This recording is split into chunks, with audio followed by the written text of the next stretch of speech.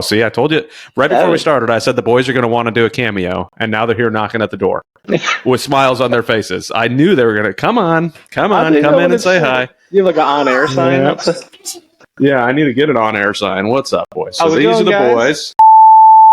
What is going on, everybody? Welcome to the Biz Dad Podcast. Today we have AJ Anderson on the podcast. Looking forward to getting into his story. I was giving him a hard time right before we started that it was the longest bio I've ever received, but I think it's going to be fun to kind of go through some of that and chat about it. But yeah, a fellow business owner, of course, and dad. Hence, he's on the Biz Dad Podcast. So, AJ, why don't you go ahead and introduce yourself? Tell us about your family and your business, and then we'll kind of go from there. Well, first off, I appreciate it. Thank you for giving me the opportunity. So I'm a 38-year-old young man from northern Wisconsin, currently living in Nashville, Tennessee, with my wife of 7 years, I think, so this September. Hopefully she's not listening and going, yeah. Well, I met her 10 years ago. It's our 10-year anniversary meeting. We have a year-and-a-half-year-old daughter, year and a half old. That's the one. Yeah. Who we lived in LA for 10 years, and she was born in LA, and then we moved to Nashville, and living happily in Nashville, beautiful area. I worked in the automotive industry pretty much my whole career, starting with an energy drink that Coca-Cola owned, running the marketing in the Midwest, to managing race car drivers, to working for large wheel corporations owned by private equity. And in 2017, I believe it was, I found myself at a PR agency in LA, helping them build out their digital business unit. Basically, how can we, leverage new capabilities to get additional funds out of clients, digital advertising and whatnot. And so I built that for a year, and at the end of the year, some other things happened. But basically, I was like, well, I should just go do this for myself. I'm making a bunch of money. It's my skill sets, my capabilities, all that stuff. So I ended up leaving. 2018, I started Wild Lives Media. And we primarily started as a social media agency, and quickly realized that if I could take your $1,000 and give you $4,000 back, from an advertising perspective on a month, it became a lot easier to get clients, as opposed to just saying your brand's going to look cool on social. You're going to have a lot of impressions. Right? We operate in a world of money. So, started leaning into that. And, today we have, between a team in the US and a team in Canada, we have about 14, 15 employees, 27 clients or so.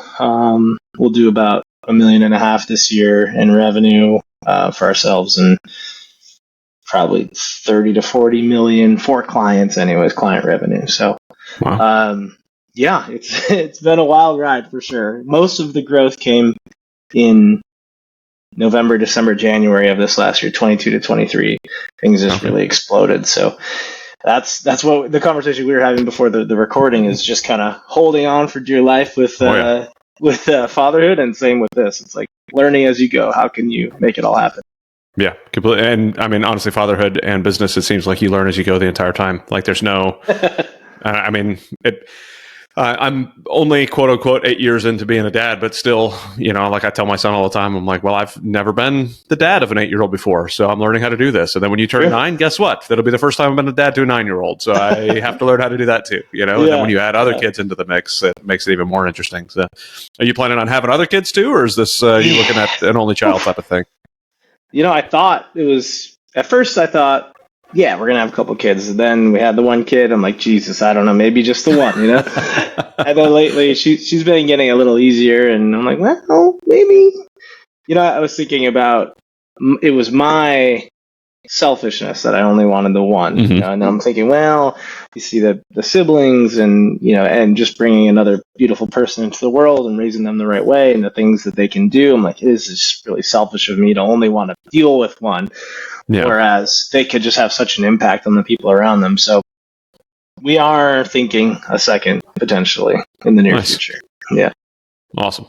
Yeah, I told my wife, I said I'd have 7 if you'd let me have 7. But I said, but you control that factory, dear. You let me know when the factory doors are shut. Oh, see, I told you right before we started. I said the boys are going to want to do a cameo, and now they're here knocking at the door with smiles on their faces. I knew they were going to come in and say hi. You have like an on-air sign. Yeah, I need to get an on-air sign. What's up, boys? So these are the boys. Oh, he said, "How's it going, guys?" Yeah. So this is Adam, and this is Rourke. Rourke is throwing on the floor.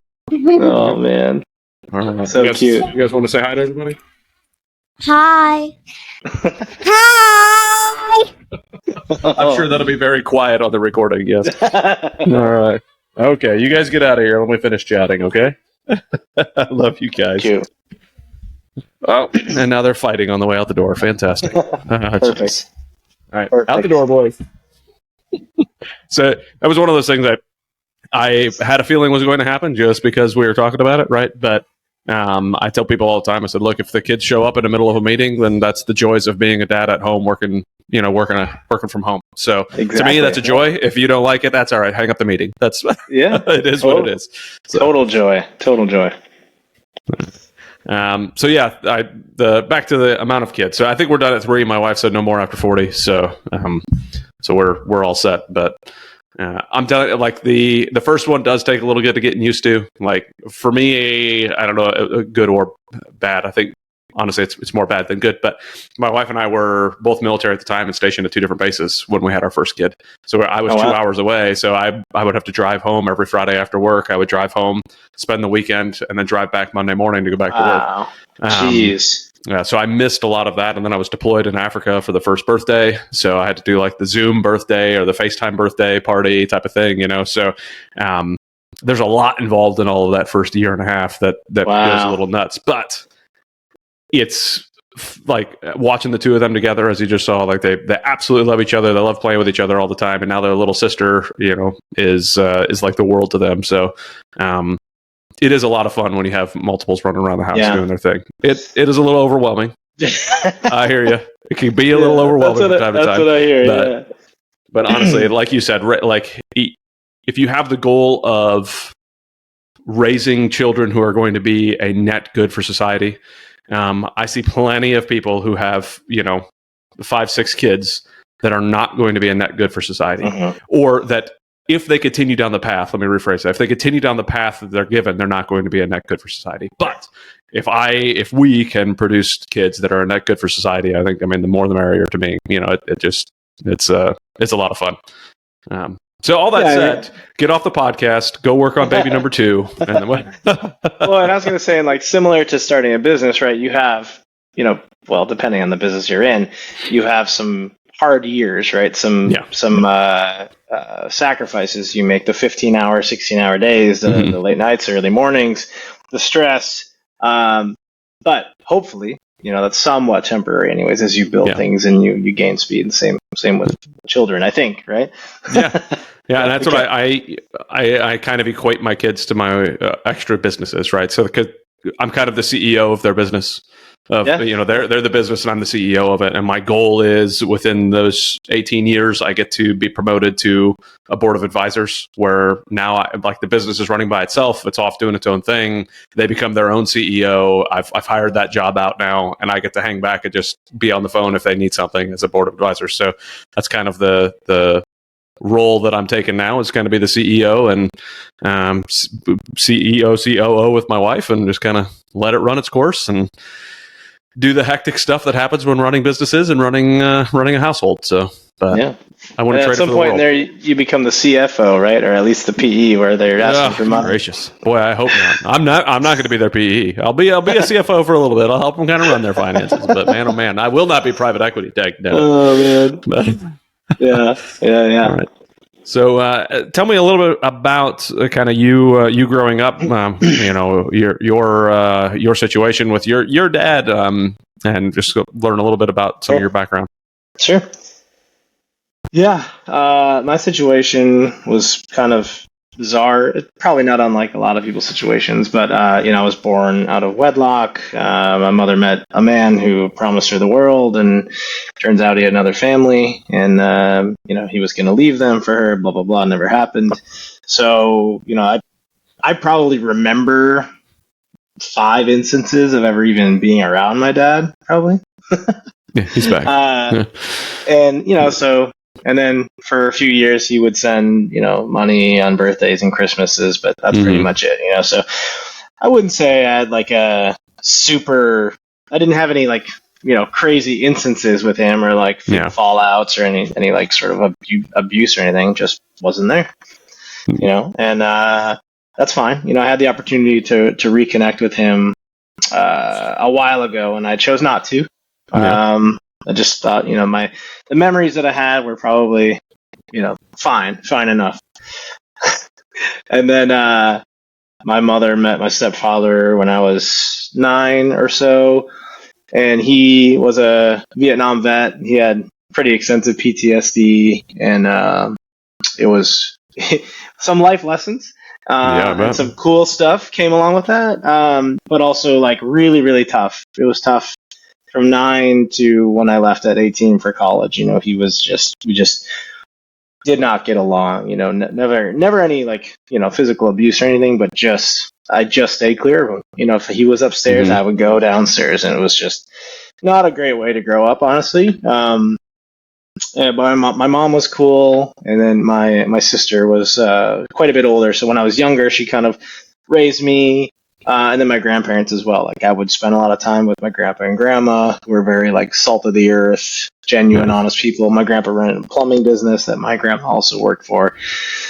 So yeah, I mean, I just it was just a lot of voids, I guess, that I had to fill. I got really into BMX and snowboarding and, independent sports. I spent a lot of time skipping school to go snowboarding, go on trips with friends, riding BMX. I got to kind of travel the country and the world doing that, and just kind of learn things my own way, honestly. And that's really how I've kind of applied everything to my life. Is I need to learn it my own way at this point. Man, that's just excuse me. That's yeah, as sadly as it is, you said at the beginning, it's not unlike some other people growing up, right? But it still breaks my heart every time to hear stories like that, right? And a kid growing up in a not great environment, and we see it all the time. I was in federal law enforcement for a long time, so I got to see a lot of crazy things. And then, there's literally one case where we took a sleeping child off of a pillow and there was a loaded gun underneath it. And I'm thinking to myself, like, I don't understand how parents do things that they do. But like, what a blessing that it is that I didn't have a dad that did certain things, and like, I look at your situation and go, I don't, as, you said no abuse or things like that, but it's like, man, like just to not have a father around, like, how do you feel that like impacted you not having your actual dad around? And then how did it impact you think, having a stepfather around who was also not what seeming to be a great influence in your life at all? So not having a dad around at this point in my life, it's weird because like maybe I need more therapy, but I don't think it on the outset affected me as much as it probably could have or should have. I think that I got on just fine. I'm sure there's some deep rooted things that I haven't uncovered yet, but I know a lot of people that had really bad dads growing up who were abusive or played games, psychological games and stuff. And I think I was way better off just not having one around than that, in my opinion. But then, my stepfather, I did learn a lot from him. I think he meant well. He was very nice to my mother. I learned a lot of little things here and there, some of which we'll talk about as we get into the business side of things. But it was just challenging. I think that actually presented a lot of psychological things that I'm still dealing with today, like feeling like I need to tell white lies to just get out of situations. Like little things here and there that like I just learned it growing up, so I wouldn't have to deal with someone who was ready to explode, like just start screaming at any second. So I would just avoid a lot of things constantly, or I would do whatever I needed to do, right, to survive and get out of that situation. But, I would also say, though, that a lot of how I operate in terms of March to My Own Drummer come from him as well, though. I think he very much so, he was in trouble with the law over the years, and he very much so believed in like not fully following something blindly just because it's a rule or law, but like what's the reason behind it? Like, do I actually believe in that? So, things like we would go, he was a fishing guide in northern Wisconsin, so we would go fishing, and he never listened to the limits, about you can only catch whatever 12 perch and 3 walleye or whatever. He would just do whatever he wanted. And there would be a lot of instances in which I'm getting in the truck and he's arguing with the Department of Natural Resources officer that we're just taking off down the street while the guy's chasing, like little things like that, and I think that's had a positive effect on me because I really try to look at everything and like, is this, like, why does this exist? Why does this rule exist? Is that right or wrong? Should I push back on this? Should I, of course they say no refunds for a flight cancellation, but if I push on them and explain why they're wrong, then they'll refund me, like little things like that are really kind of, I owe to him, I think. So there's a lot there, both sides. Yeah, for sure. I think one thing that you said kind of stuck out to me was like you compared yourself to other people's experience as opposed to just looking at your own, which I think a lot of us have a tendency to do anyways, right? Well, I'm better off than that person was. And I love to push back a little bit on things like that because it's like, okay, well, that's great, but where could we still improve if we looked back on it and say, okay, well, because of these situations, I do these things that I don't like which you went into later, right? Like the white lie type of thing. And you actually brought me to, I'm going to forget his name right now. Ed Milet. So Ed Milet talked about how when his dad would come home, he was a drunk and he would come home and he was like, I had to learn how to read my dad so I knew which dad I was talking to. Am I talking to the drunk dad or am I talking to the sober dad? Am I talking to the drunk dad to try to keep him away from the alcohol cabinet or am I talking to the sober? Like, what do I need to do in this situation? What things do I need to say in this situation to redirect what's going on? And it kind of just figuring out how to take the pressure off of you or your siblings or your mom or whoever, for whoever's listening, like whatever situation. And obviously not the most healthy way to work through things, and it's what you have to do in those situations. But later on in life, I couldn't imagine the weight that kind of has. But it makes me wonder now, as I'm saying it out loud, like, what do I do because of the things that I learned, with my dad? So now I'm gonna have to do some self-reflection, like you said. Maybe need some more therapy. We'll see. Yeah, and oftentimes this stuff doesn't become uncovered until you have, additional, issues down the road that cause you to think back or go to therapy, which is obviously a great tool to utilize. But yeah, it's interesting to think about, right? Yeah, it is. It's, the Secret to the, I think it's Secrets to the Millionaire Mind, or was it, no, it was, I'm forgetting the name of the book right now, but I love it. I love the book, can't remember it. So it like talking about how you think about money, and where it comes from and why you think about it the way you do. But I apply it a lot in other parts of my life. Like usually people use money the same way they saw their parents use money or the same way other people around them have used money. It's just kind of how, like, if nobody taught you any different, then you just, whatever you caught growing up is how you do it. And I started to apply that a lot to the rest of my life too. Okay, it was very eye-opening for me on why I did things the way I did with my money and why my wife did things the way she did. Because she was a saver, and I was a spender. She would just kind of hoard her money because her mom was born and raised in Cuba, so she was just kind of raised like you save your money, because you never know what's going to happen, right? Like you never know when the government's going to take over and take control of those bank accounts. And I just saw my parents spend their money paycheck to paycheck. So we could not have been much polar opposites on the financial side, but now thankfully she turned me around. But looking at the same thing growing up and say, okay, well, how did I learn to do this thing as a dad, or how did I learn to do? Why is it that I react this way to my kids? And it goes back usually to how I saw my parents react to certain things, or how I, whatever it is. So as exhausting as those exercises are, I think they're always fun and good and healthy for us to do. Because again, it goes back to what you were saying. Why is that rule in place, or why am I doing what I'm doing? Because now I'm creating rules with my kids. Is that rule because that's just what we did? Like, I said something about my kids, like no singing at the table. my wife asked me later, she's like, why no singing at the table? I said, well, I don't know. That's just what my parents always said. We're not allowed to sing at the table. I honestly don't know why there's no singing at the table. I really don't understand. Right. So I had to reassess that rule and go, you know what? We love singing in this family. Let's sing at the table. I don't care. Yeah. You know, it's interesting. Yeah, there's been actually quite a few instances of that for me where I'm like hard lined about something with my child, and my wife will be like, well, why? And I'm like, I don't actually know why. Like, you're right. Like, want. So yeah, that's been really interesting. And the other thing I wanted to mention too was in terms of like uncovering learned traits from family is like it's a lot of work to dive into that, but it certainly is better to do that work and figure it out for sure. before it has to come up from an issue, right, with a spouse or with a business partner or something, you know? Yeah, for sure. Oh, geez, the boys are back. We got slime all over their shirt. Crazy boys. Yep.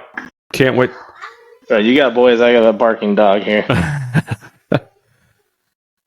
The slime just happened to stick to his shirt. Yeah. Oh, yeah. All right. Great. All right, boys. Go play, guys. And now they're sad they can't be back on the podcast. The sad faces, I tell you what. I think you're exactly right, though. Like, if you're not thinking about those things, you're just going through life, then you're to me, that's much more of a passive involvement as a parent instead of an active involvement as a parent. And I don't remember who it was, just a couple podcasts ago, they had mentioned that it is so much easier to be like a laissez-faire, leave it like borderline bad dad. It is a lot harder to be a good involved dad. Totally. And to me, being a good involved dad is using those having those conversations with your spouse and like, hey, what is it that, like, why is it that we made that decision? Is that the wisest? But and to me, my wife and I typically have those conversations not around the kids. Like, okay, well, we did this. Do we think that that's the right thing to do? Like, and having those conversations before it becomes a problem. So good on you. I love hearing the proactivity part of that. Yeah. Well, not even just for your child, right? Just for yourself and for business. I think in GoBundance specifically, a lot of people are so passionate and focused on growth for the future that I don't see a whole lot of like, of course, like I have an hour, like every day I build an hour of kind of zone out time for myself from 4 to 5 every single day, and I try to use some of that. Of course, work bleeds over into that most days, but if I do have some time there, I try to really kind of focus on my own systems and processes and like, what can I do to better that? Why do they exist in the beginning? Like, should I adjust one? Because like, is maybe the system that I put in place 6 months ago isn't relevant anymore because of the growth of the business or my own growth or whatever. But I do think taking time to look back to the last 10 years of someone's life as an entrepreneur and like understand like, how, the decisions that they make today, where did that process come from? And like, is that still relevant going forward? Even just looking back to your childhood and stuff, I think it's really powerful. Yeah, for sure. And of course, it's hard to arrive. It's hard to arrive to on your own, effort, right? A lot of times you need someone to help you with that. Yeah, like a therapist or whatever, a friend. Even, I mean, to me, my wife is by far my biggest confidant sounding board to be able to ask those questions. And then when it comes to business stuff, having a group like Abundance to me has been like life changing, in more ways than one, just because we think about things so much differently. It's not just about the business and making money, but we can have conversations like this about being a dad and how that influences what we're doing and, going on those epic adventures and doing all sorts of fun stuff. So if you're not constantly reassessing and relooking, then you're bound to be just continuing mistakes for no reason. But yeah, when it comes to the business side though, let's jump over there a little bit. I think I saw in your Facebook, you said an energy company with the Coke. Was it NOS? I think I saw the NOS energy drinks on your Facebook group, right? So tell me how you kind of got into the marketing side of the house. Sure. How that progressed. Just let's start there. Sure. Yeah, so I like to say that like I and my agency, we work in enthusiast culture. And I would say that kind of like encapsulates my entire life, right? So from the moment I needed an escape and started riding BMX and skateboarding and snowboarding, it's something that you can attach yourself to. It's a subculture. It's a lifestyle. It's an activity. It's something you can do. So starting there, right? Like snowboarding, skateboarding, that's what I did. Like all day, every day, I wanted to go do that. And then, 2001, I think it was, or 99 when Fast and Furious came out. I was like obsessed with it, just like every other person at my age was obsessed with it.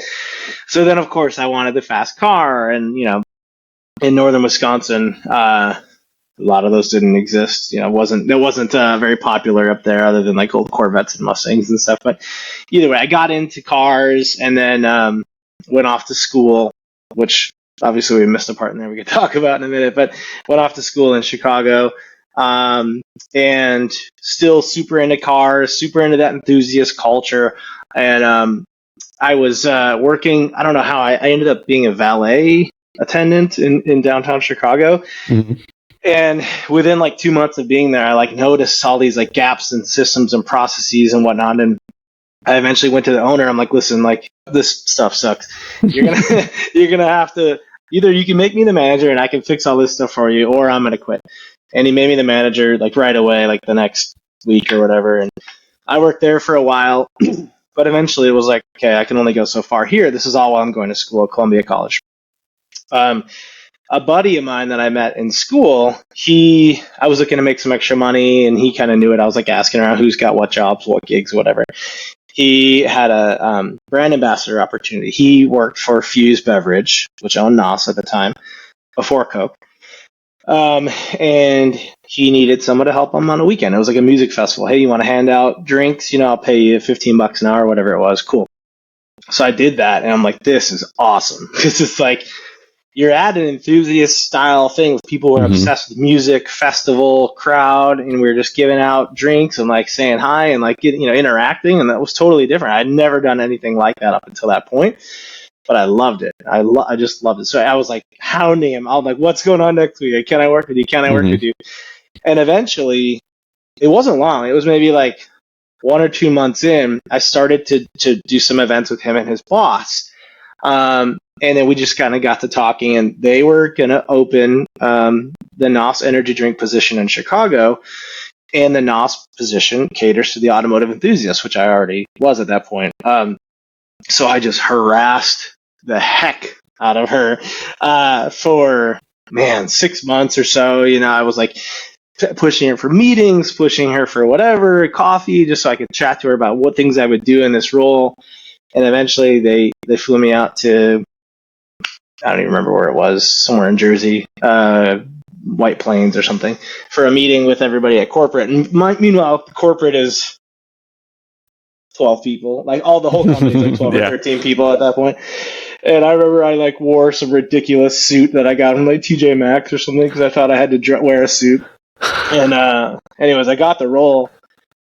And I started working, and it was so awesome, man. I had like 3 teams across like 12 or 14 states. We were doing like 5-6 events a week. We had all these sampling vehicles.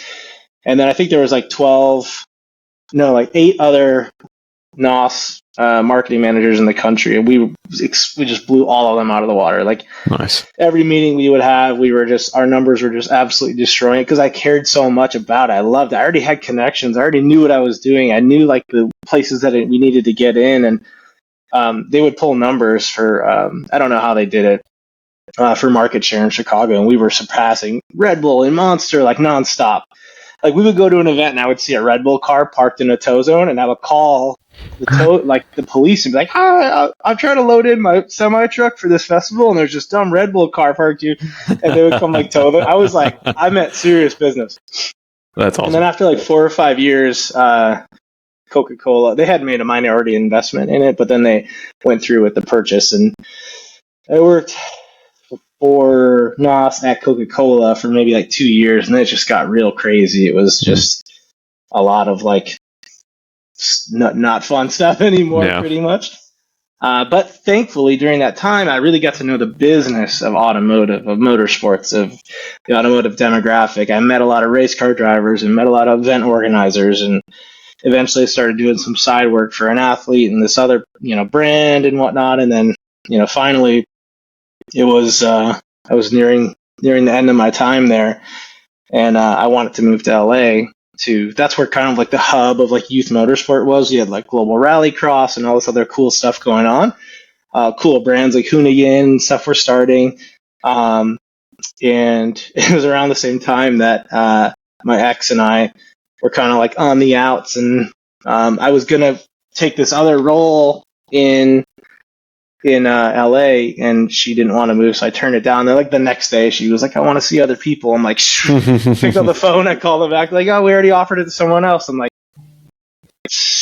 "Okay, I'm moving anyway." So I packed up my car, and luckily at that time I think I had like a retainer for like $6,000 a month or something, which was pretty healthy back in those days, the age I was. So I just packed everything in my car and I moved. I had a couple buddies who have a surf company in Oceanside, North San Diego County, and they said I could sleep at their warehouse. So I slept on a conference room floor in a warehouse for 1 or 2 months, 40 days, 45 days, while I tried to get life together and up to speed and get some clients and stuff. And I eventually moved up to LA and lived with a buddy for another couple months. So I got my own place, but yeah, it's kind of a wild ride. Yeah, no kidding. I mean, it sounds easy. Sounds like it was no problem at all. Just walked right into it. So, the Nas thing sounds awesome. Like it just sounds like a lot of fun. Especially, what year was that? That would be probably 2007 is probably when I stared working with 2007, 2008 is when I started working with Nas. Yeah. It's around 22 years old, right? 22, 23 years old. 21, 22. Yeah. Yeah. That's phenomenal. Like at that age, especially, like that had to have been an absolute blast. Like it was, I was in Iraq, so a little bit different sort of blast. Different. So I think that the music festival scene would have been a little bit more fun, I think. Yeah. Well, it was definitely cool because, we were a group of people that, we wanted to have fun, but we also were passionate about what we did. But everything was financed by, I remember being on a call and we were going over travel and expenses for the group. And I remember like most people were like 20, 30,000 for the year or whatever. And mine was like 60, 65,000 or something, because taking people to dinners, air travel, it was awesome. Now I pay for all of that. So yes, exactly. But honestly, I bet you that gave you a huge step up in running your own company, like just being that level of a manager where you were and tracking those expenses and understanding where it was at. Like, let me then fill a gap. You went from sleeping on the storage room floor to living with a buddy to then getting your own place. And somewhere in there, starting your own business, or were you working something other corporate before you started your own advertising company? So I started a different business first that was primarily going to be focused on management of talent of athletes. It's mostly race car drivers. It's what I was doing. It's what I wanted to do. So I had two solid ones. I think I was between the two of them. I was making, I don't know, 100 grand a year, which is at that time I was like, this is awesome. But I was also spending it all. I was just living the life in LA, just loving it. And the motorsports, there's not a ton of money in it. Like there are in some forms of it, but to be able to work with a driver and go find them sponsors and whatnot, it's very challenging. So after about a year or so, I very quickly realized that wasn't a long-term thing. And I ended up I had several different roles in automotive, from director of digital marketing to marketing operations director, comms, and pretty much anything on the marketing side you could have, I had. And then it was when I was working for a buddy of mine now, Vaughn Gittin Jr. I was his director of marketing communications, and he's a very very well known race car driver, basically, in the youth motorsport scene. But he's is very popular, and at the time we were traveling nonstop, all over the world, basically.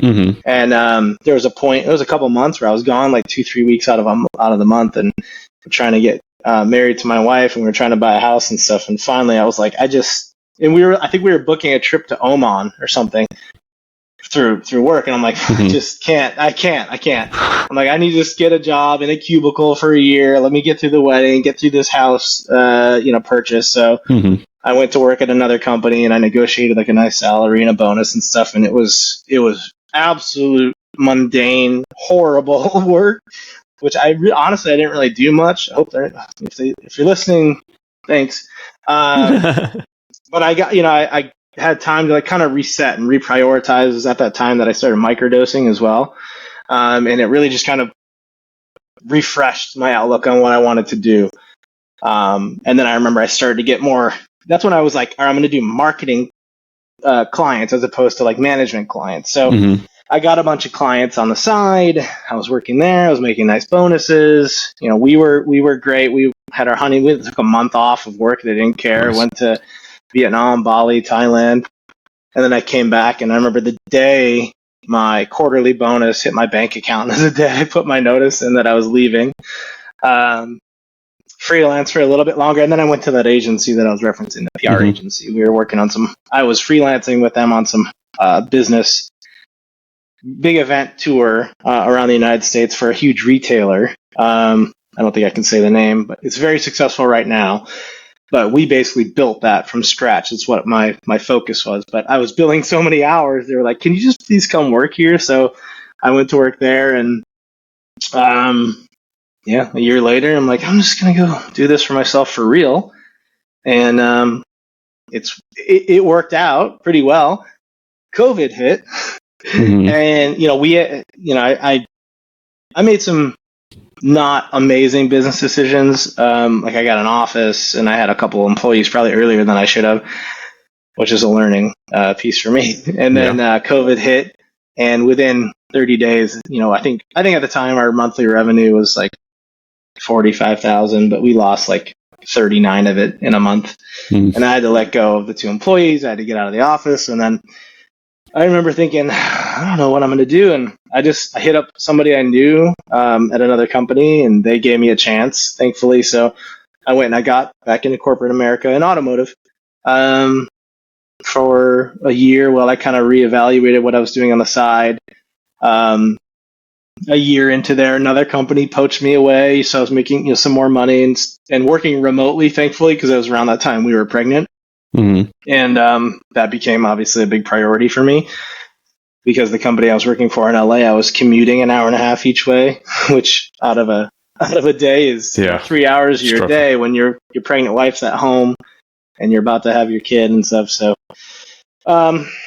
worked there for a year, and then that company had massive layoffs. I think out of 800 people, they laid off like 500 over the course of a couple months, and they started with remote people, which I was the highest paid remote person. I was the VP of digital advertising.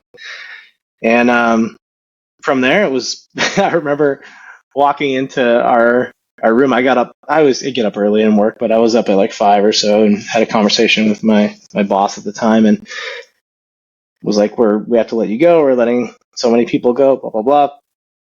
Walked in the bedroom and like, well, I have good news and I have bad news. And she's like, you got to let go. I'm like, I got to let go. However, I could spend the day with you guys. It's great. And I remember she was like nervous, and it didn't faze me at all. Like I already had a couple like clients on the side, and I wasn't worried even for a second. And then, I got severance and stuff. And then within 30 days, I was doubled what I was making at that company. Nice. And it's all history from there, really. That's awesome. Yeah, I was just listening yesterday to Alex Hormozy, and he was talking about side hustles. He's like, hey, I am completely against side hustles that are just used just to be side hustles. They should be to grow a company while you're employed to the point that you can then walk away and run that company. Just chasing a side hustle just for extra cash to be able to do something. He's like, there's like you're obviously doing something for a reason, and you set yourself up really well by having that side hustle that was like its own company by the point of getting let go by corporate. So, what was the process of like, you went from getting let go, increasing increasing your income pretty quickly by the sounds of things.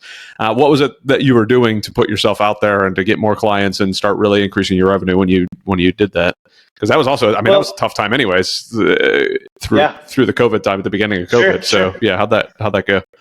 Well, luckily, I think I had a head start because I had already had the agency, the name, I had everything kind of established a couple years earlier. So, some relationships that I had early on eventually ended up coming back around, and I already had some case study. People knew me, and we knew that the work I did was good, right? And the work my team we did was great for them. And so a lot of it was deals like, hey, I know we were charging you, X amount before. I'll pay me half, for a year. We'll see how it goes, and then if you're happy, and I made a couple process changes. A couple things that I do that no other agencies really do in my industry is I don't do contracts, which a lot of people hate and get frustrated with me, especially in my CPA. But I just believe it's like I ask people to give us a 3-month engagement. We have engagement letters, blah blah blah, 30 day, 60 day out, whatever it is, the terms.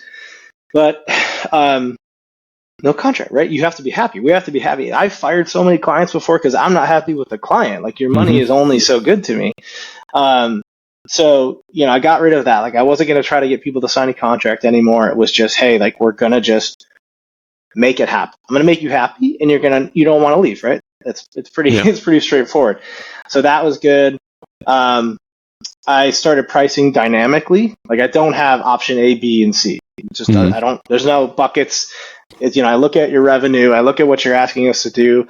I look at our agency hours and what I'm asking my staff to do. And then I come up with a price that I think is fair based on the size of your business. And that's done really well for us because I'm able to go to a smaller business that needs a lighter workload and make something work for, the size of revenue that they have. Yeah. And previously I would have just walked away from that. But now those relationships that I've, let's say, cheap, like 25, 3,000 a month, those have developed into 9, 12, 15,000 a month clients now because we've helped them build to get there. We're true partners. So those two things, and then, there's some other little things here and there that, like maybe you have some people that are into digital advertising listening, but a lot of agencies will build all the campaigns in an agency ad account, basically, and like run it for the business. The problem with that, and agency owners are going to kill me for this. The problem with that is that if like the relationship severs, the agency owns all that data. They own all the audiences. They own everything. And then the person that just severed is left with nothing. And I just think that sucks. Like, I don't think that we should operate like that. So we build everything inside the agency or the brand or company's ad accounts. If they don't have one, we'll set one up for them. You own everything. Yeah. It's transparency. And those couple things have really done well for us. I think we're out here to just do a good job for people, have fun doing it, and just be honest, And we're definitely not the cheapest, but you're aware of everything that's going on from top to bottom, and people have been pretty happy with that. That's really awesome. Yeah, I mean, if you could be a disruptor, that's definitely a way to do it, And you seem to have a lot of passion behind it, so I'm sure the disruption and passion really makes a big kick for your clients. That's really awesome. Tell me kind of, looking at the business and looking at being a dad, like, how do you correlate the two? If you do correlate the two at all, like, have you noticed things that you're doing inside your business that you're like, boy, this, it really correlates to changing diapers, or, maybe changing diapers really correlates to doing something in your business. Like, have you made any of those connections at all yet?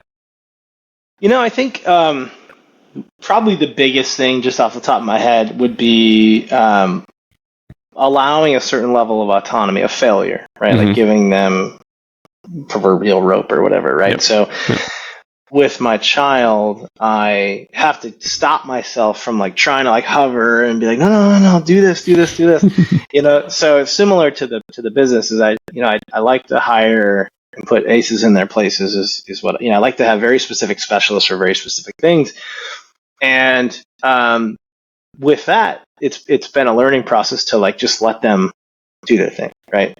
And I very much so believe in performance objectives and checking in and reviews and whatnot, and like performance improvement plans when necessary. But really, it is letting them perform at the level that the expectation they know to perform. Same with the child. Like, hopefully, I need to let her find her faults and tumbles and whatnot to be able to grow. And it's same with the employees. Yeah, that's awesome. Yeah, and that's very difficult as a parent to, especially when you like the literal falls, right, where you have to literally let them fall Totally. and go through things. And I mean, there's obviously times you have to jump in if your kid's putting their hand on flame, right? Yeah, like let's not Yeah. let's not let permanent damage happen, right? But Totally. you obviously growing up doing various different BMX sports and stuff like that, you're never going to get good at doing some of those tricks and the things that you want to do without falling, without that broken Totally. wrist, without those injuries. And it's the same thing with a kid even learning to walk. They're not going to learn to walk without falling and skinning their knee and maybe bumping their lip and getting fat lip. Like, you just got to let them do these things and grow through it. If we put our kid in a bubble, it's not going to be beneficial, right? And the same thing, Right. with your employees, you got to give them the freedom to go and figure out how to do it. And if they make a mistake, that's fine. Let's talk about the mistake. And if we have to put in, like you said, a performance improvement plan, then we do that, but Yep. for the most part, I hired you for a reason. I've got you in the seat you're in for a reason. And if you're not in the seat for a reason, then I need to reassess why the heck you're my employee anyways, So Totally. not that I can reassess why my kid's my kid. That's I'm stuck with them for a long time right now. Yeah, and I think too, like that's something I pride myself in as a business owner, and just before that, even just as an employee, is like I like to move fast and learn from mistakes faster, right? And I think that's necessary, especially in 2023. Like if you are moving too slow, you're going to get left behind. Oh yeah, And that's always been my ethos too. So then that in an extra challenge has been like not block, like that's my ethos, and like I want my staff to also feel that way. But I have found myself in the past like kind of like wanting to like slow them down a little bit to make sure that things are done right. So that's been a challenge for me as well, is like letting them move fast and fail fast, and have to but very quickly fix those problems, and we learn from them and we move on. But the other thing is, I really do believe in like mistakes making you who you are. For example, a few months ago, actually, if he listens to this, fine. My former boss at the last company I was at, basically, he also was let go with a whole slew of people, and he started a few businesses, one of which is an agency, and he wanted to merge. He wanted to merge our businesses. I think he's a very smart guy, and he's got some successes as well. But I think he saw my successes and how we complement each other. He's very much like a account management, business development talker, and we are more tactical. But my reaction to him, and still to this day, is like, I don't want to partner with someone who hasn't failed, like actually failed, like have to get rid of an office, fire 2 employees, go back to corporate America. Like that's failing, him being let go. He was very high up at this company and had built it pretty much from nothing to what it was. But you ultimately were let go from your boss, from a board, right? That's to me not failing. So I had said to him, once you fail and you recover, come talk to me. We can figure it out from there. But I really do think that makes you that forges you.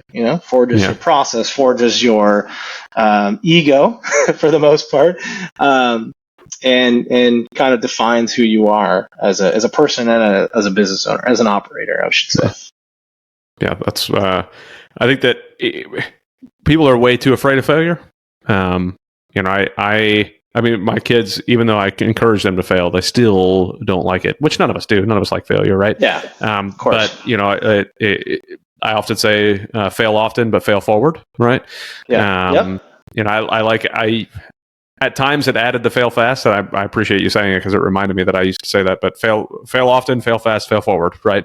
Because if you fail fast, you could fix your problem. Like if it takes you 7 years to fail, but you've been doing the wrong process the entire 7 years, like boy, then you have to look back at those 7 years and go, man, I wish I would have realized this, 6 years ago instead of now. But if you can just work through the process, push hard, fail now, so you know that you need to fix it, and then press forward. But to me, it's a constant. You should be constantly looking anyways, but hopefully you can catch some of the stuff before you fail too awfully hard. But you were about to say something. What's up? Well, and I think too, with that comes taking risks. I think that if you don't take risks, you won't know the limitations or alleged limitations on whatever it is you're doing. And I think This actually reminds me. So my wife's from Miami. We're in Florida right now, and she's from Miami. And for about 6 months, when my stepfather was pretty sick before he passed away, we went back and we spent some time in Wisconsin. My wife had never driven in snow, so if she wanted to go somewhere, we had to talk about if it was snowing, how would she drive. So then one night I took her to a parking lot, and something I had to explain to her is like growing up, at least myself, if not all my friends and people in snow states, like you need to know the limitations of braking, of accelerating, of a car, of snow. How far can you slide before you're gonna be out of control? What to do with your hands on the wheel, so you have to understand the limitations your own and the vehicle's limitations and how they react together, or you're never going to be a good driver in those conditions, and I think that it's the same thing here. Is like until you take the risk and try and find out, you can control the environment for the most part, but you need to have that forethought and figure out what that looks like an empty parking lot at night. What does that look like in business? You have to take those risks to find out. You'll never know. You won't. And then you may wake up in 7 years, like you said, and figured out you've been doing it wrong the whole time because you never took the day or, year-long risk to figure it out. Yeah. I love the snow analogy. I had to write that down. I grew up when I was learning to drive. I was in central New York, lots of snow. You would go to those empty parking lots and you would go and I would do everything from driving as fast as I could, slam on the brakes, let's see how they react, hit the e-brake, let me see what it's like when I go sideways. Granted, a lot of that was a lot of fun too. So of course I was trying to have fun. Yeah. But when it came down to actually driving, I learned so much more about how this vehicle moves, by putting yourself through the wickets, how have you seen being able to do that in a business? Because I'm contemplating how I love the analogy, but I'm trying to think through how that works inside of a business. What would you say you've done to kind of test the limits of your business or your skills in the business to see where you would fail? Yeah, I would say, anywhere from taking a chance on, an expensive employee because you believe in, their capabilities, even though they don't bring any money with them. That's something that we're exploring right now. To maybe, instead of a retainer agreement with a client, you are doing like a partial retainer, but with some sort of licensing agreement on the back end with some, merch line that they're trying to come up with, so that you're committing to be able to operate that to make the money off that. That's a big risk, especially, for maybe an agency. Not to say that we're doing that now, but it is on the table. For a marketing agency to take a risk on making money on the back end from merch, that's a huge risk. Could be absolutely massive, or it could be a failure, and we have to reevaluate ever doing that again and losing much money, not only on the delta on the client, but also probably the money that you put into that program. So little things like that, I think taking a risk in this regard isn't always obvious. Sometimes it's being creative. It's like, well, what if instead of this, we did this? Like, for example, that. Okay, well, you can't afford the $8,500 retainer. How about you pay $4,000 a month and give us 99% licensing on, these 5 properties to do whatever we want with it. So just even being able to come up with that concept, you have to be creative, but that's also a risk. So it's not always inherent. It's not always obvious. But risks exist. You just have to find them, and chances are, if you're good at what you do, they can pay off. Yeah. I'm looking at those as from a dad perspective. One of those risks, by the time this comes out, I will have already made the decision. But I'm looking at doing homeschooling, right? Which is a very odd. I would have never thought that I'd be looking at that, right? But my sons already go to private school, but now I've been looking at homeschooling. I love to travel. I love to go places, and the school system does not really allow that very much. Right? And I also want to be able to impact my kids on a higher level. To me, it's a very large risk, right? Because I'm running a couple companies, and I'm trying to figure out, like, do I have the time? Do I have the patience? Like, by the time my kids get home from school and I have to help with homework, I've already spent my whole decision making for the day. Sure. Like I'm spent by that point, so I already don't have patience. So I'm like, okay, well, how am I going to homeschool? To me, it's a big risk, but I feel like the risk is going to pay off a lot if I'm able to, when I'm able to successfully accomplish this task, right? So, and if I fail, then it's only my kids, no big deal, right? No, but no, I mean, I'm not going to know unless I take the risk. I'm not going to know whether or not it was a good idea. If not, like, all the research that I'm doing tells me that it should be, and but I think the same thing goes with the business. Like, do the research, know what it is you're getting into, come up with the right plans, put it in place. If it works, it works. If it doesn't, be smart to be able to take it and jump on it, jump on the change if you need to. So.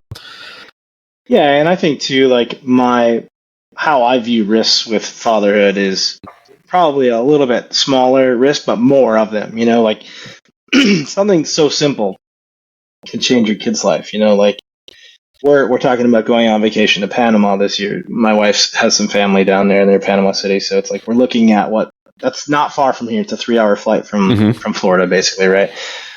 So that's not really a risk, but it's like when we get there, are we going to do like an overnight on a catamaran, like things that are like they're risky for us as parents. Just like I have no idea how any of that stuff's going to go, but those are just smaller risks, but I think they add up to like completely changing a kid's life, for the better, right?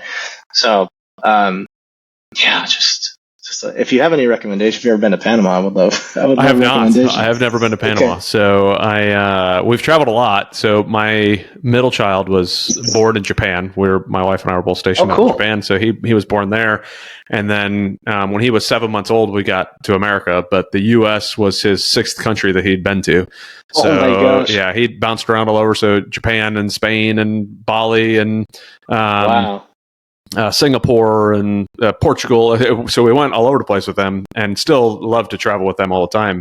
And now we've got to get a passport for our newest. I love looking at the passport photo for my kids, because they're like, I literally like held them up like for a picture, trying to get like hold their face. So it's a little brand new baby trying to get passport photos. It's gonna be the same for this one. So. Oh man, that's but somebody cute. told me after my second one, tip for any of the fathers out there who need to get passport photos for their babies is lay them down on a white sheet, and take the picture from above. I was like, how did I not think of that nonsense? Like I just went to a normal passport photo place, and I'm like trying to hold up a 2-month-old, a 1-month-old to get the face to look into a kid, like ridiculous. But yeah, much wiser. I did see that a parenting hack somewhere. Yeah. We have to do that pretty soon, actually, for this one. Yeah, if you're going to be going to Panama, you might want to do that. Yeah. So I've got my stack of passports here that I need to mail in and get them all redone. So we want to.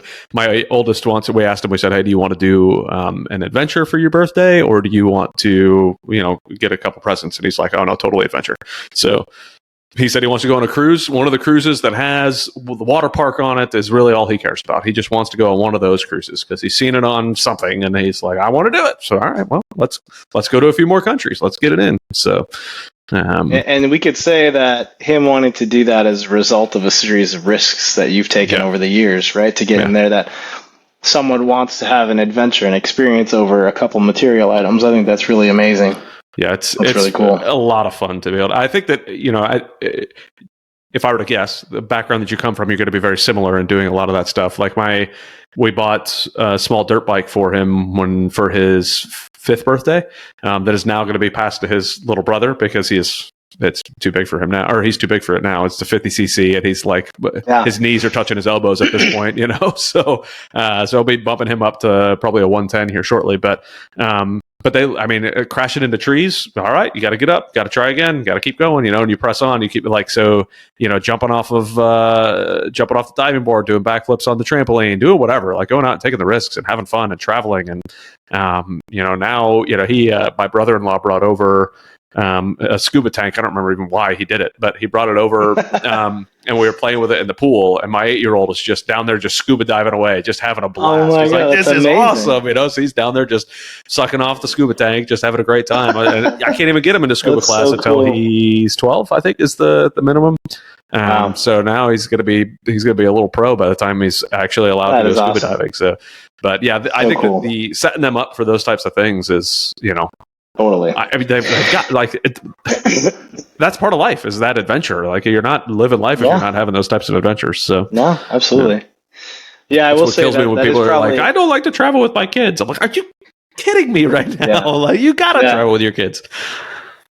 That is probably one. If I have to give my real father one credit, it would be, although he was not around, the one thing I do remember, I don't remember what birthday it was, maybe 7 or 8 or something. It was, do you want to go into karate lessons? Because I was like, I wanted to be in karate. Or do you want a dirt bike? And I'm like, it was actually a tough decision for me at the time. Yeah.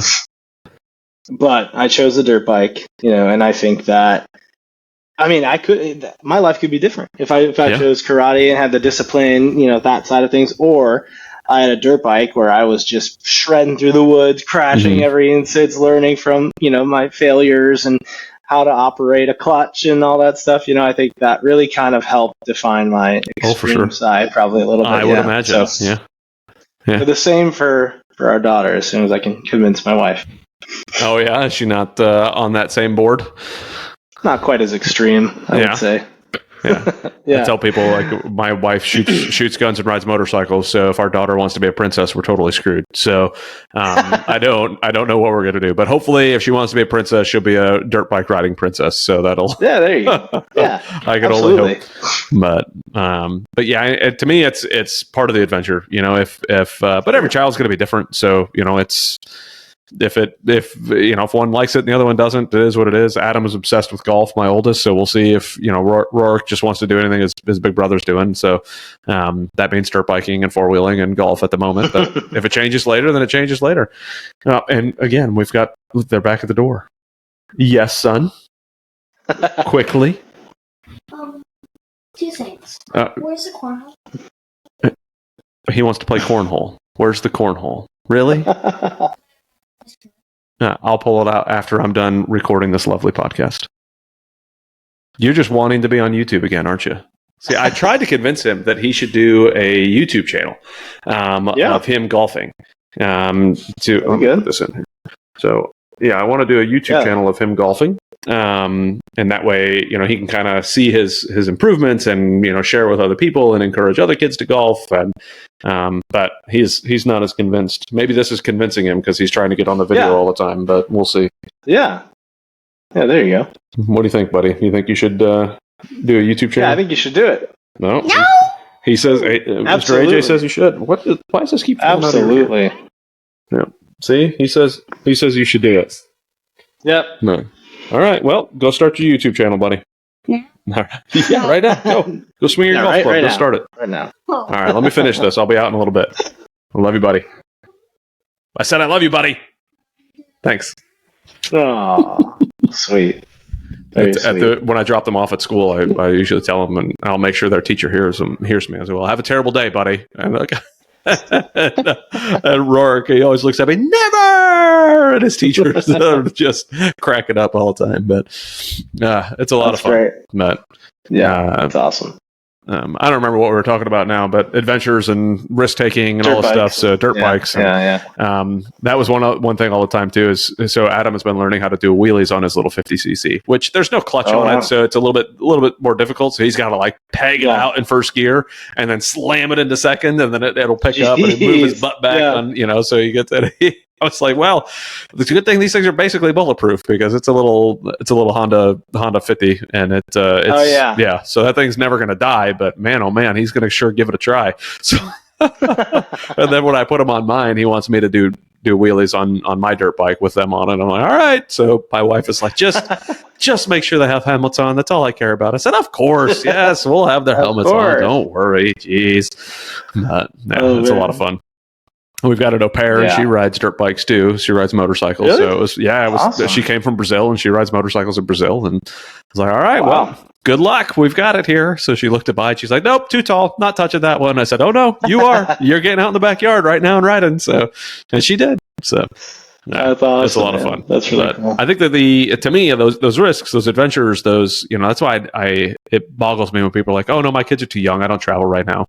I'm like that is what a restriction on your own thought process, right? Like you're restricting your success, your enjoyment, your everything, just because you have this limiting belief that you can't go somewhere with your child. Like, I mean, sure, some kids don't travel as well as others, but they're not going to get better by not doing it. Like it's not going to become easier by just skipping it. You're only delaying the inevitable. But is this going to be the first time when you do Panama, first time traveling outside the country with your daughter? By plane, yeah. When we lived in LA, we drove down to Mexico. But Good. And she actually used to hate. Well, she's not the best traveler. Lately, she's been getting a lot better, like on planes and stuff. Mm-hmm. Like now, she's just a little easier. Year and a half, they become a little bit easier. I guess is what is happening. What it seems like in your situation, yeah. But interesting enough, she hates the car seat. after 20, 30 minutes, she just loses her mind no matter what. I mean, I guess if we put the iPad on maybe, but like just has never loved it. Backwards, forwards, anything. She just does not like the car seat, which is challenging. Yeah, I would imagine. Yeah, that's. I've been in cars with kids that are screaming, and I can't say that I don't. There's going to be times where you got to stop. It's just like, all right, we've got to figure out how to make this happen, right? But man, it just just like anything else with us that hurts, it's not going to get any better by just avoiding it. Totally. So, but I'm glad to hear that she's doing better on the flight travel. That's always fun. Yeah. I mean, well, and part of the reason, because we lived in LA, and then part of the reason we landed on Nashville is much closer to Florida, where both my family now is, and my wife's family. And because my wife works in music, and it's a big music city, but it's become a lot easier. Like a JetBlue is, an hour, 20 minutes direct to Fort Lauderdale, super easy. Whereas to go from LA to PBI or to Fort Lauderdale is, 5.5 hours. Yeah. It's, it's a layover somewhere. Yeah. So much more challenge. So now we're just, right where we need to be. Yeah. And Nashville's a lot of fun. 3 hours. Yeah, it is such a cool city. I think obviously it's very popular for the party side of things, but it's growing so fast. And what I like about it, in LA, we lived in Highland Park, like on the east side, a lot of creators and, people that are, have businesses, small businesses, cool restaurants, and Nashville very much so is like, you have furniture makers and you have, actors and actresses, you have obviously, talented musicians. Anywhere you look, there's just so, real estate is exploding, commercial real estate, unique concepts for buildings. There's a lot of really cool people doing a lot of really cool stuff. It's extremely inspiring, from like a maker creative perspective, which is something that I really like. It's inspiring to me personally, just to be around that. So, we're talking about what's the next phase of our life. Is it to move down here, to like Palm Beach, Delray area.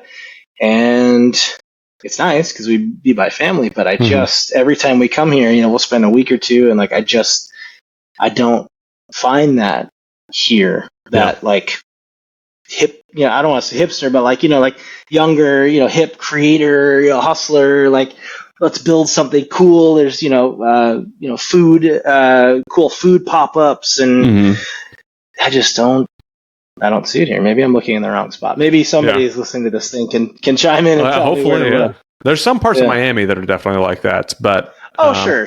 But yeah, you've got to. Miami is.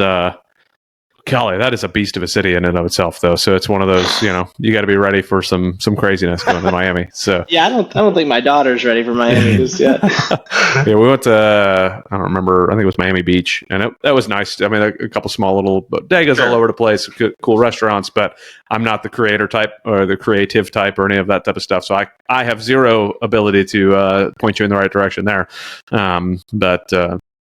But yeah, I think Nashville though is definitely one of those cities that you could see a lot of what you're talking about there, and it's just I mean, I tried to avoid the touristy area when I go and visit there, but man, you can get anything in Nashville. I mean, you can have any sort of environment you want. It is, it's booming, and like there's no signs of slowing down. We have around every corner is a James Beard nominee, and like there's so many amazing chefs coming to the city. The Titan Stadium's $2 billion refresh to rebuild the stadium right next to it and kind of redo the whole walkway there. So many different companies and stuff it is such a cool time to be there. It reminds me of LA like 10, 15 years ago. That's really cool. In the developing areas. Yeah. It's very awesome. So with your company, are you focused then? I think you mentioned you have a team in Canada as well. Is that right? Yeah. So what is your main focus? I mean, you're focusing on like the enthusiast culture, right? So do you have like a geographic area, or is it more just strictly like it doesn't matter where you are, doesn't matter as long as you're in that kind of enthusiast market? For clients? Yeah, for clients. For what you're looking for. Yep. Yeah, North America, probably US based, not so much internationally. We do primarily direct consumer e-commerce businesses are our clients. So Okay. if you start a UTV business and you're selling suspension direct to consumer, right? And you have a Shopify or whatever, like our expertise is full funnel advertising to help you develop content and build out your funnels and your audiences on the back end, and your email and SMS programming, and your meta ads, your Google ads, and all the attribution tracking and stuff. And then we operate those for you. So it's from putting out a cool video about your business to making a sale with a SMS, abandoned cart reminder, abandoned checkout reminder. So it's top to bottom is ideally what we like to do for all clients, and have kind of full creative control over it, because it helps us move the fastest and helps get the results as fast as possible. Yeah, primarily automotive. So wheels, tires, suspension, ATV, UTV, anything really kind of associated with that. We do a lot of ticket sales, actually. So Grid Life is an event series. We do all their ticketing, advertising for ticket sales. Okay. Electrify Expo is another big electric car expo that's traveling the country. We do the same thing for them. So it's the same concept, right? It's engage, put them in an audience, bring them down the funnel, serve the right ads to be able to complete a ticket sale purchase conversion. And then we started an event activation arm as well this year. So we sign a couple clients and we'll go out to events and, we'll activate for them fully. We manage everything, the data collection to the display. We have a couple like driving simulators we'll set up. I pay for the brand ambassador. I pay for the van, the tour, the touring manager, the fuel, the food, the hotels, like literally it's turnkey. I own the trust system, I own the simulator, I own the iPads, I own the bar, the signage. And so we'll go to a company, and like I think this last one, it was 14 events, right? We'll come and we'll say, this is going to be, 100, 120 grand for the year. However, if you were to do it yourself and ship stuff and send staff, you'd be paying 150, 160. So you're saving money, and we just act for you out in the field. So we do that right now for a couple clients, and then I'm actively doing some biz dev on a couple other clients that I'm hoping to bring in for next year. So ideal state is in 2024, we've got 2 or 3 vans doing on-road automotive stuff, and we have 2 or 3 vans doing off-road truck stuff, like out in the desert and whatnot. So that sounds it's cool. Really cool. It reminds me of the NOS days. It really is. It like takes me back to the event activation days. But the nice thing about it now is like we are, for a couple of these clients, we are also the agency that's taking that data that we're getting, and then we're using it. So we're using it to send them SMS, deals or whatever day of that we get their data.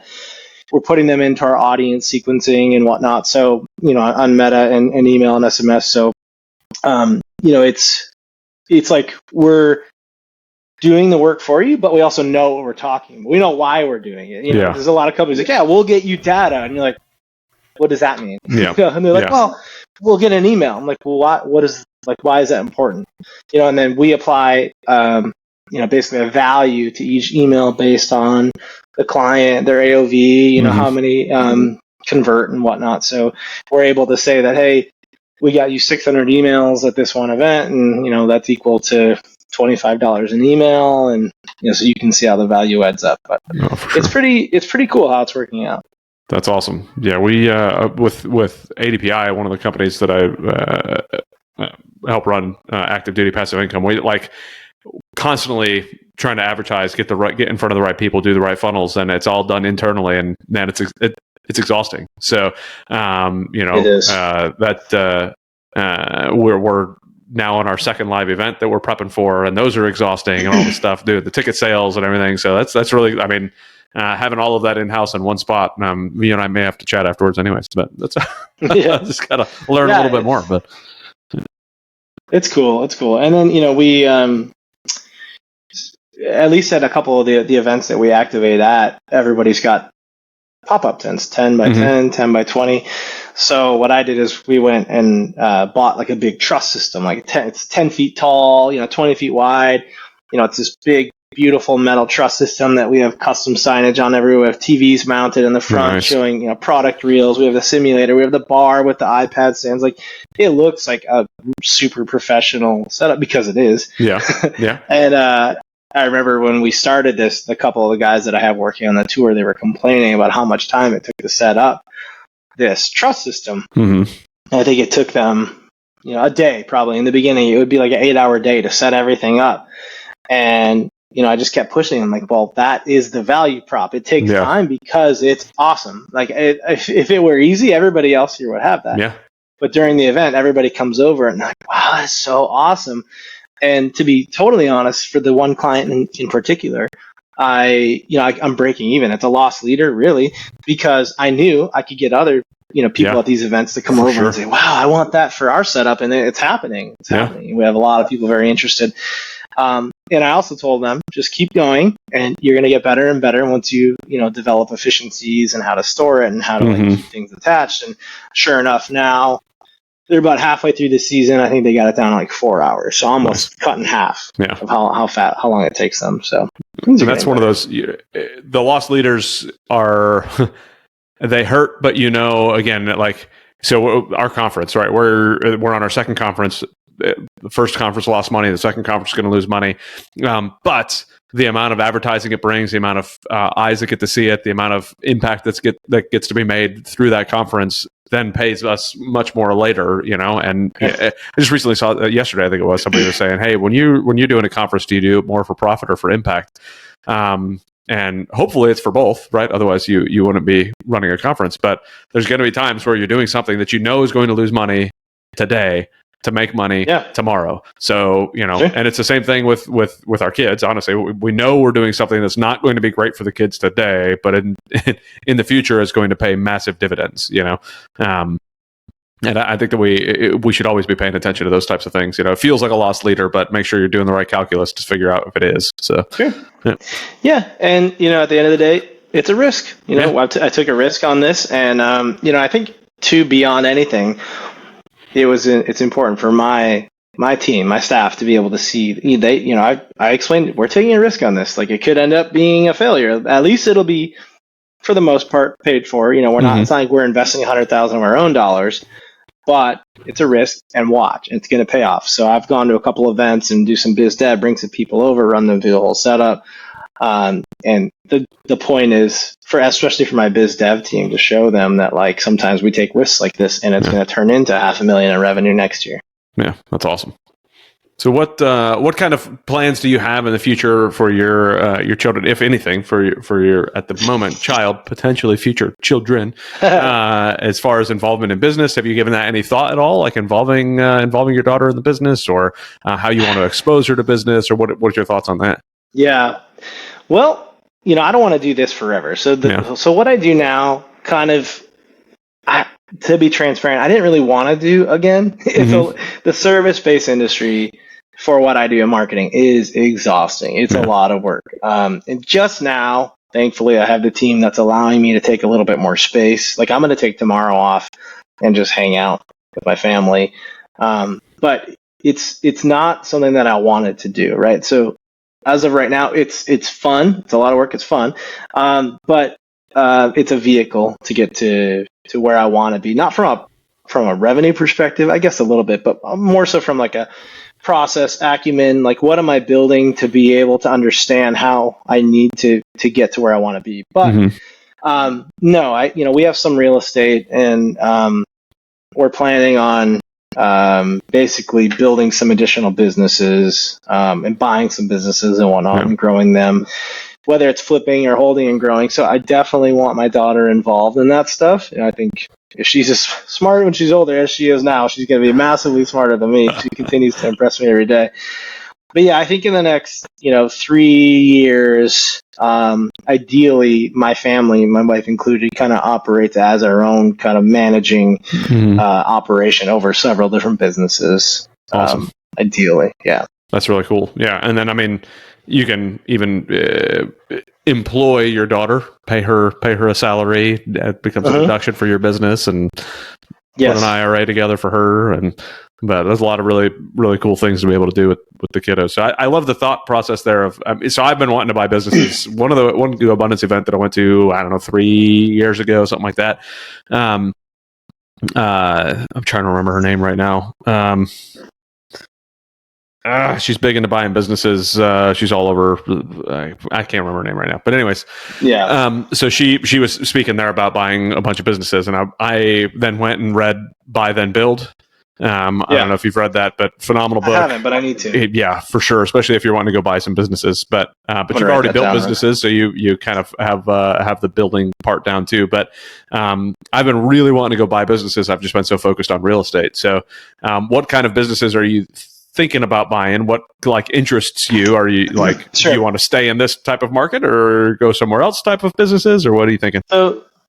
So one of the first things, what I'm trying to do right now is I'm trying to buy a warehouse in Nashville, and that will house my agency offices. First of all, I am fully remote. My mindset is everybody work remote. You can work in an office if you want to. I'm never going to make you work in an office. However, the caveat with that is I hire with that in mind, right? I would never go from everybody working in an office to all of a sudden everybody working remote. That doesn't work. So most proponents of remote work, I think they align with that, and then opponents, like that's the main thing that they call out is not everybody can work well remotely. Most people can't. Like, that's great. And we know that. And if you know that, don't hire that person, right? Or, make appropriate changes with that in mind. So the goal would be the office, hopefully segment that out, have one tenant. And then also I want to host some automotive, like cultural events and stuff.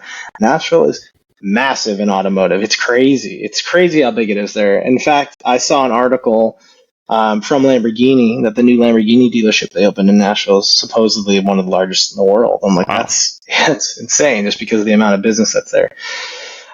So that's kind of like my low-hanging fruit. That's what I'm trying to accomplish in the next couple of months is buy that warehouse and kind of work to expand that. Also because when the touring vans come back from tour, they're all just parking at my house on top of all the other vehicles we have there. My wife's about to kill me.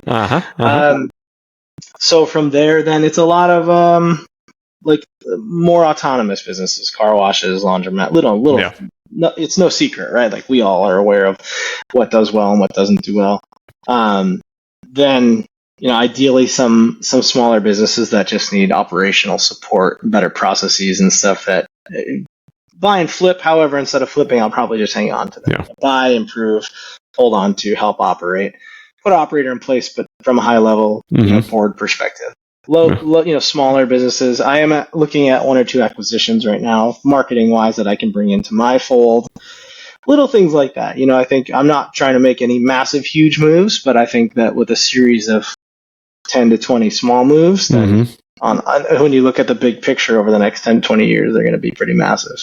Yeah, that's awesome. Yeah, those service type businesses, laundromats and things like that you mentioned, like they're never going away. Like everybody's going to need to clean their clothes, all this stuff. So those are the types of things that I was looking at doing too, and auto parts stores and things like that. Just that people are always going to need. Car washes. Those are, solid choices. I like it. So what I love about go ahead. Go ahead. What I love about like laundromats, for example, speaking of getting creative, right?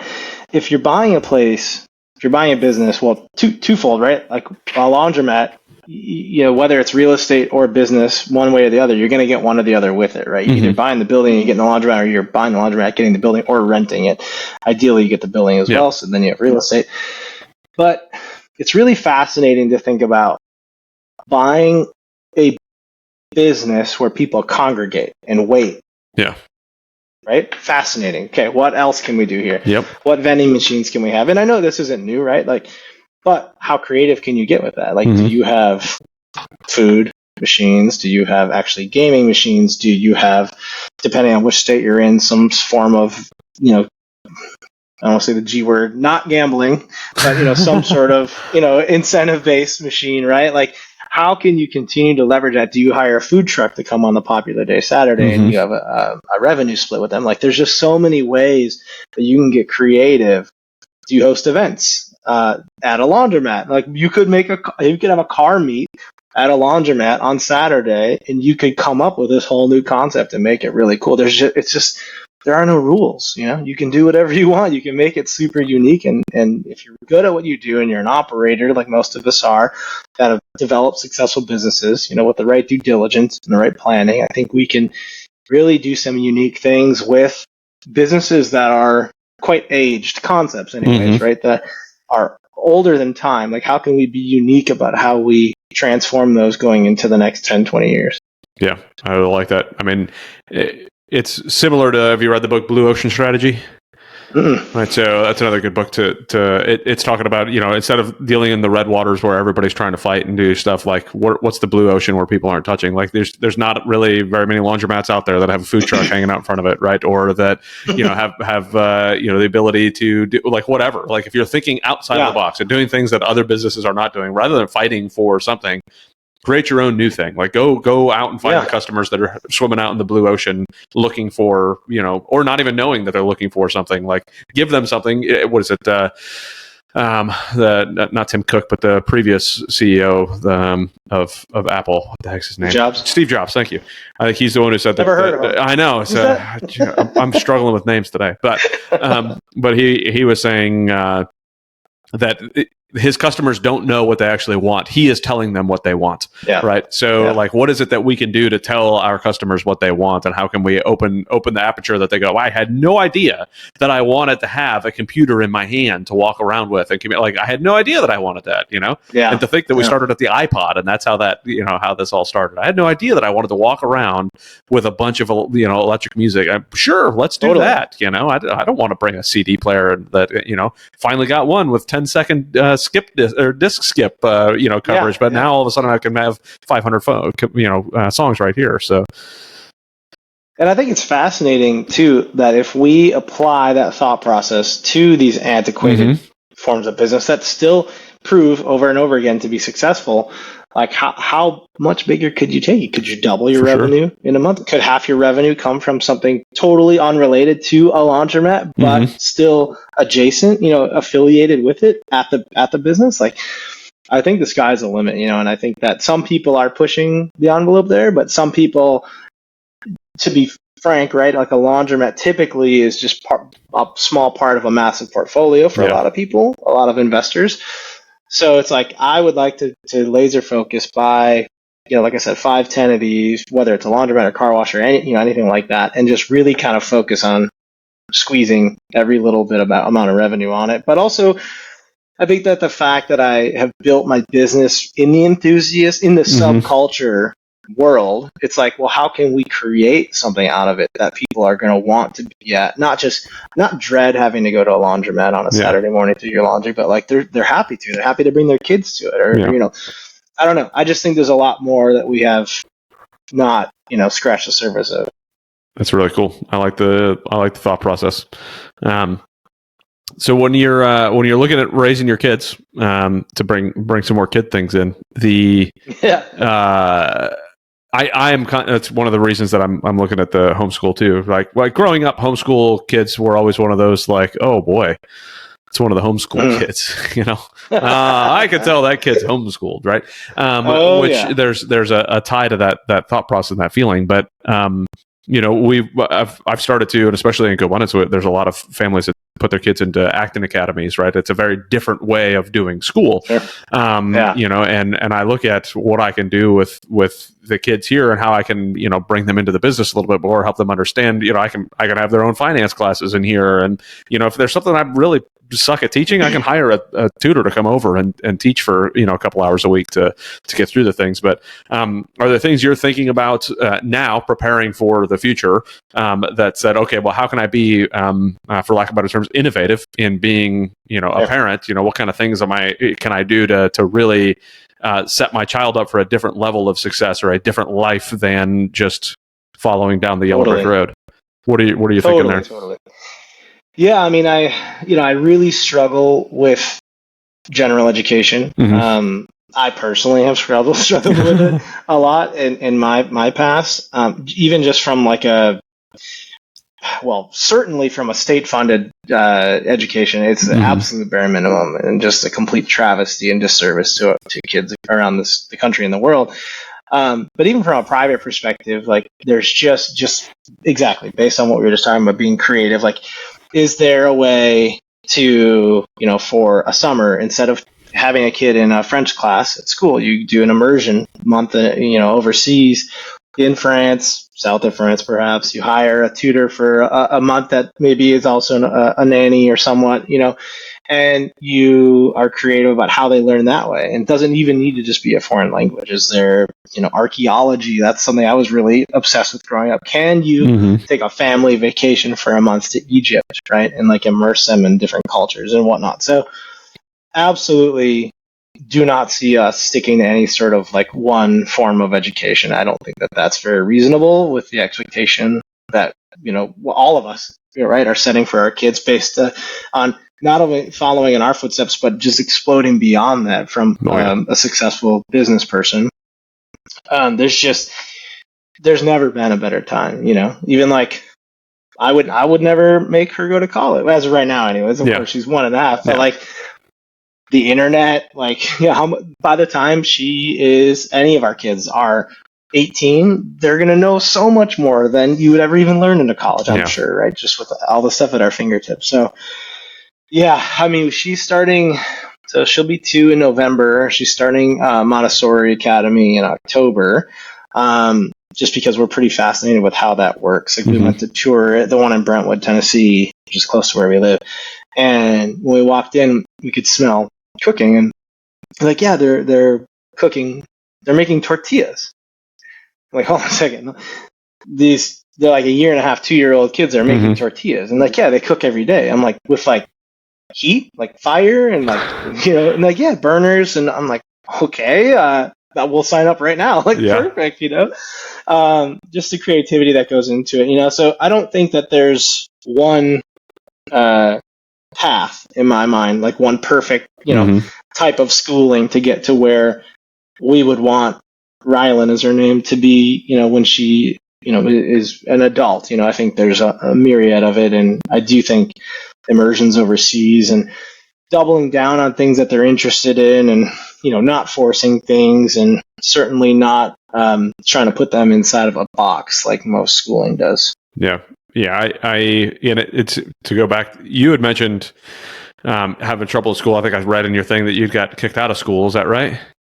That is right. So, I think that you also have. I mean, you have a little bit of a rebellious spirit in you. You can already tell just chatting with you, right? So, did you think that structure that it gave you, or that it tried to force upon you, was part of the reason why you got kicked out? That you're just because you seem to have been, pushing back on a lot of structure, anyways, from a young age. So, did that structure just kind of make you want to push away? And I'll start with that question. Sure. Yeah, definitely. I don't know. I can't tell you exactly why. I think that being involved with, BMX and skateboarding, and it was very much a anti-establishment subculture at that time, right? So of course, like, I was an angry youth for a little bit of that, and then I started to get a taste of entrepreneurship, and I just it felt like when I had to go to school, it was just like not a prison, but I was like wasting my time, sitting in this class and, learning about, Mesopotamia and like, trapezoids. I'm like, what? This is not relevant to anything I want to do, at that point anyways. Little did I know, still not to now, but it didn't interest me at all. And I was bored, and sit in these classes, and then, we had the block system, which was like 2 hours and 50 minutes in a class. I'm like, that's an insane amount of time to ask a kid to sit in a classroom and focus, and it's like, it's the same amount of time to have me sit down and focus. I can't imagine my son. Right, I can't do that now. Right. I could, what are we at? 1 hour and 33 minutes. Luckily this conversation is very engaging, but yeah. So, man, I didn't like it. And, I pushed back a lot, and I got in quite a bit of trouble. And then some legal trouble as well, for a dumb reason. And I was suspended, I think, 3 or 4 times throughout middle school and high school, and then eventually I was expelled. And honestly, it was the best thing that ever happened to me. It was basically this box that I had been trying to fit into because everybody told me I needed to fit into it. Everybody around me, parents, and society, and friends and whatnot. And then all of a sudden I was out of it. And it kind of like felt like I was like floating in space for a minute. I'm like, oh, I'm okay. Like everything's still okay. I'm not in high school with my friends on a daily basis. And I think my mourning of my friends and that like ritual lasted like a day. And then I was like, okay, now what? Let me go snowboarding. Let me go, riding BMX. And I think I had mentioned that part of, we don't need to get into what it was, but part of I had to do community service, 50 hours. And here's just another example of thinking outside of the box. So I spoke to my city representative, let's just say, who was in charge of my vacation, and they had given me a list of a bunch of different things I could do for community service, and one of them was I could go to the Department of Natural Resources and rake up leaves. It was like fall, like rake leaves. Okay, well, whatever, I'll do that. Man, after like 30 minutes, I'm like, this is not for me. This is ridiculous. So then I think I did like an hour or two of that, and then I came back and I was like, what can I do for community service? What's a way I can get out of this? And the BMX track locally, which I helped found and build, and it was a huge part of my life. I just reached out to it was a supervision officer at the courthouse. Let's just call it what it was. And I'm like, well, the local BMX track, that's like a public thing, right? And people can go to it. So if I were able to like work on that track, I could count that towards my hours, community service hours. She was like, yeah, absolutely. I'm like, great. So my friends and I already was going out there and like building jumps and working on it, and like, so I just did that more often. We went out and worked on the jumps, and we jumped and we raced and we had fun. And they asked me to like record my hours myself, I think. That's phenomenal. Pretty funny. Yeah. Makes life pretty easy at that point. Yeah. Gosh, yeah. Turns out I had 50 hours done in like 2 weeks. Look at you. Like, all right, well, thanks for your contribution to the local community. And like, yeah, perfect. Love it. But, I'm going to go back to the BMX track now. Thanks. Yeah, I'm going to go back now. I'm actually going to do more community service because I'm just that committed to this town. So anyway, it's just thinking outside of the box. But yeah, certainly, there's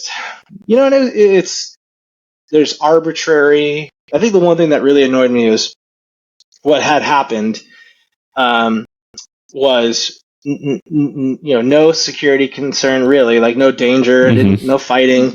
It was in what happened was, in a normal situation, would very easily be like, okay, don't do that again.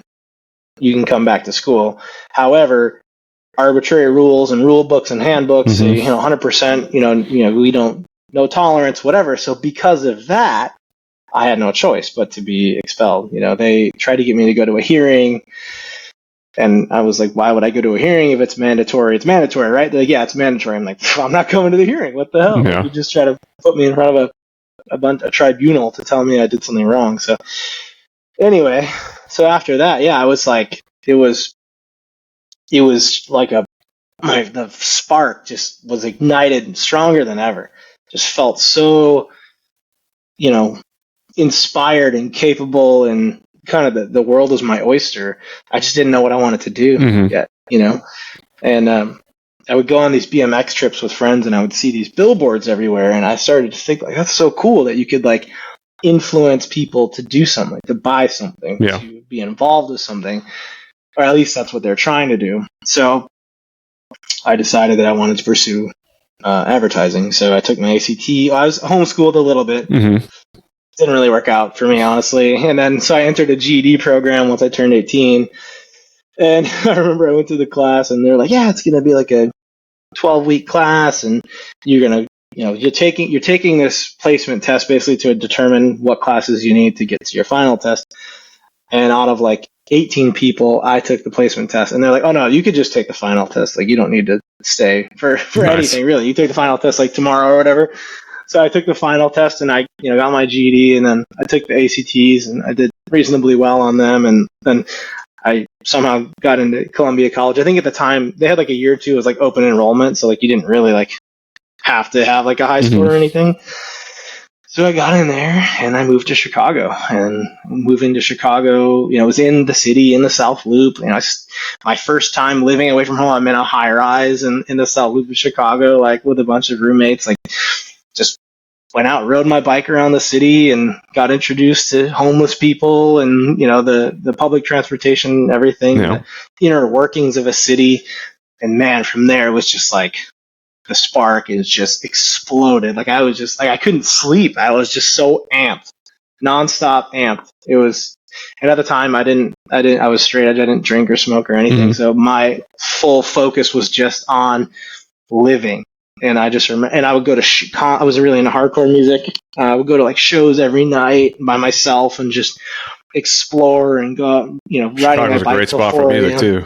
So yeah, especially in those days. It was awesome. Yeah. It was just really an awesome time. And that is really kind of like the root of the fire inside of me was created over that like 5-year period. No wonder you want that for your kiddo to kind of like travel around and go spend a month here or go do this, and go to the Montessori school and do all that and stay completely away from the public school structure and all that. Yeah. So it's not absolutely a wonder. horrible. Yeah. I had zero desire. So when I grew up, I was public school and my wife was private school. And then when we got married, I was like, no, like I think public school really prepared me well for coming into the real life. Like, I mean, I had already been exposed to pretty much anything you could be exposed to, and I was like, I was not like, especially going to the military, I was like, I'm not sheltered from anything. So now, I know what the real world is like. And then I have kids and I'm like, absolutely not, especially the way public schools have been turning nowadays. I just can't, there's no way I would be able to justify sending my kid to a public school at this point in my life.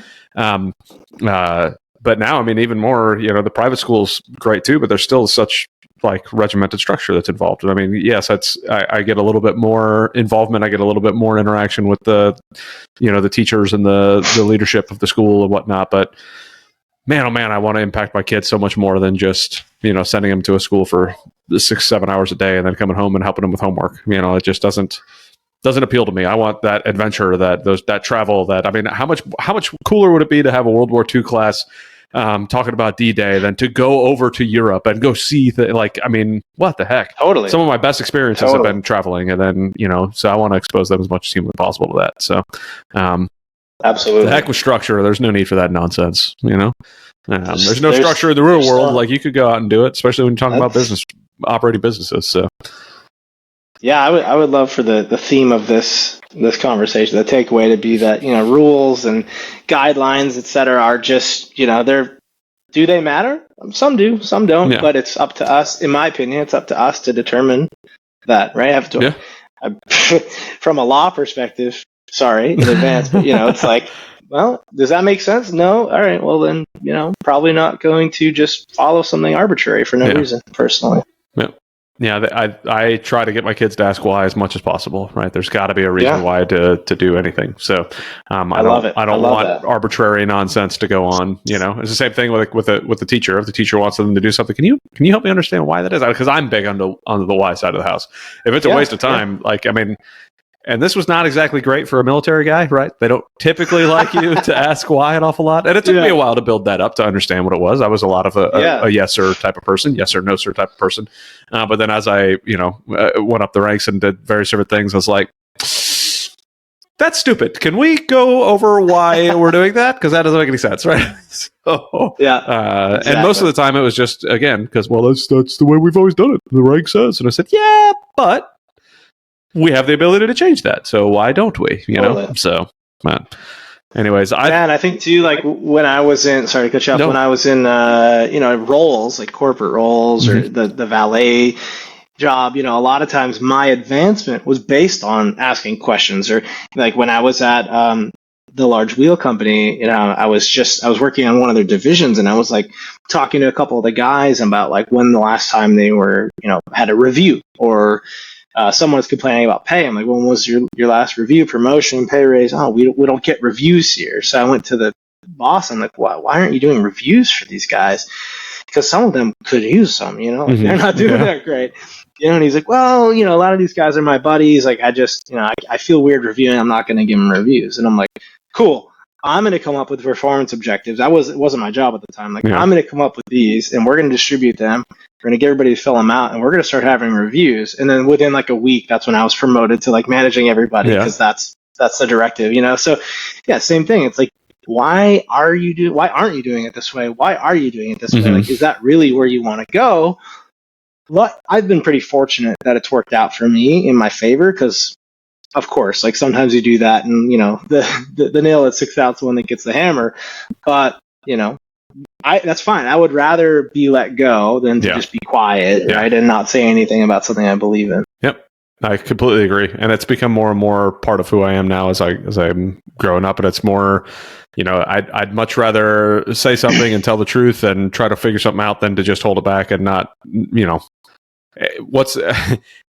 I would much rather feel the pain of doing the right thing and saying what I think is right than feel the pain of ignoring a problem that I know could be fixed. Right. So it's like I both may cause pain. One is guaranteed to cause pain, and the other one only maybe causes pain. So, or it may cause a lot of pleasure and fix a lot of problems. So I'm all about it. Especially so when it's related to your livelihood or a family member, like your kids or whatever. It's like, if it's related to my business or my kids or my wife or my family, and you're telling me that this, I don't want to say arbitrary again, but yeah, this rule, this process exists, and you don't know why, just because it's always been that way, and it could be way better.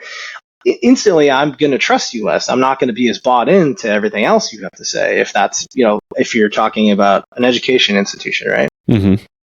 If this is the way you've always done it, and you don't know why, but this is the way we're going to keep doing it, I don't know. Maybe it's not right for me and my family. Yeah.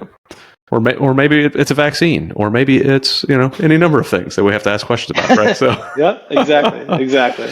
Yeah. Well, now that YouTube just canceled me, that's all right. Well, AJ, it has been an absolute pleasure to get to know you. Like I said, like we were mentioning, I never met you before yet. I'm looking forward to hopefully meeting you in person someday in the near future. If you're going up to Vermont, I'll be up there in the winter. Awesome. If you're going to the winter event, but we'll do some snowboarding, because it sounds like that's something you like to do. Oh yeah. Absolutely. Thank you so much for jumping on. I really appreciate it. It was a pleasure to get to know you, learn a little bit about the businesses. I look forward to maybe having a 2.0 conversation when Riley gets a little bit older, and the businesses are getting purchased, and kind of where are they now type of show.